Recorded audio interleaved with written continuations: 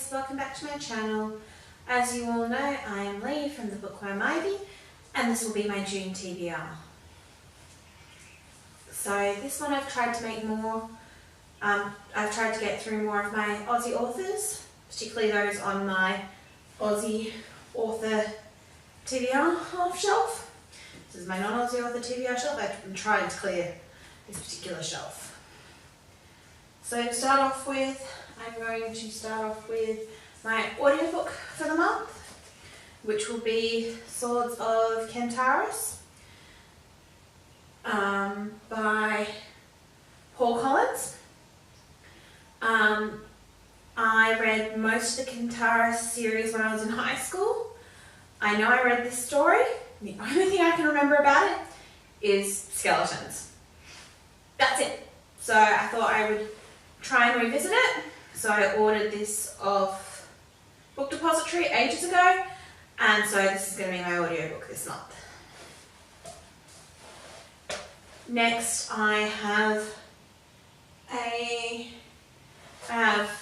3 books by 2 authors that I've met.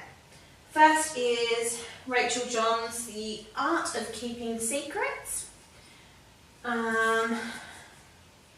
This is about a group of best friends and the secrets they're keeping from each other.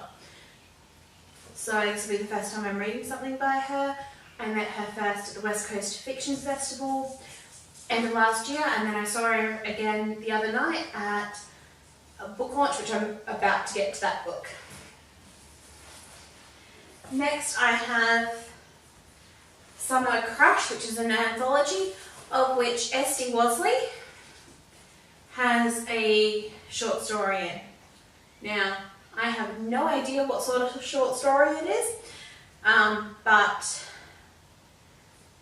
it's one of the ones I bought off Sasha herself a while ago, and I really should get around to reading it. So that's why it's on my TBR this month. I will at least read the short story by Sasha. I'll try and read the rest, but my aim is to at least read the short story by Esty Wasley. Now for the book launch book. I had, so I'm filming this now on Wednesday night. It probably won't go up till tomorrow or Friday at the earliest. So on Tuesday night, last night, I had the pleasure of going to the book launch for Love Song, the final in the Patterson sisters trilogy. The other 2 I believe are up here, which is Dear Banjo and True Blue. If I've got that around the right way, I'll be pretty amazed with myself if you can see through my hand. And so Love Song wraps up the story with the elder sister Beth being the main character here, and the little tagline on the front: "Every song I ever wrote was for you." And so I know this one is about a boy that Beth knew in high school, disappears from her life and comes back, and she's not quite sure what to do. And then finally, me being the Harry Potter fan that I am going to attempt to read Harry Potter and the Cursed Child. So this takes place 19 years after Deathly Hallows. So it'll be interesting to read a screenplay. From the looks of it, it should be fairly easy and maybe not too long of a read. So that is my TBR for the month.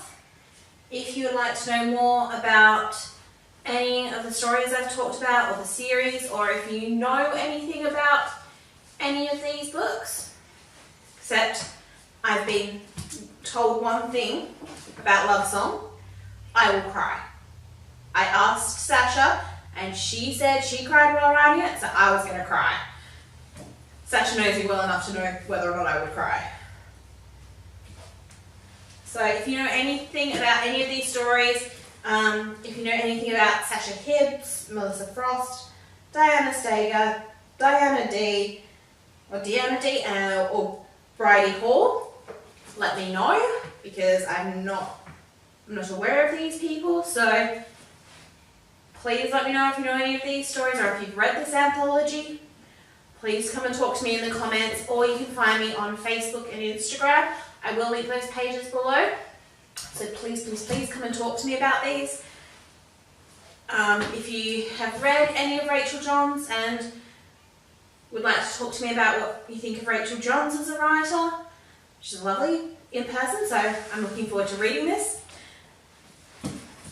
Or if you too have read the Quentaris Chronicles or have copies or know where I can get my hands on copies, because I really want to reread this series. It seemed very interesting to me. Portal Worlds are back in fashion, and I think this one was very interesting on how it handled that. So please, if you know anything about this one,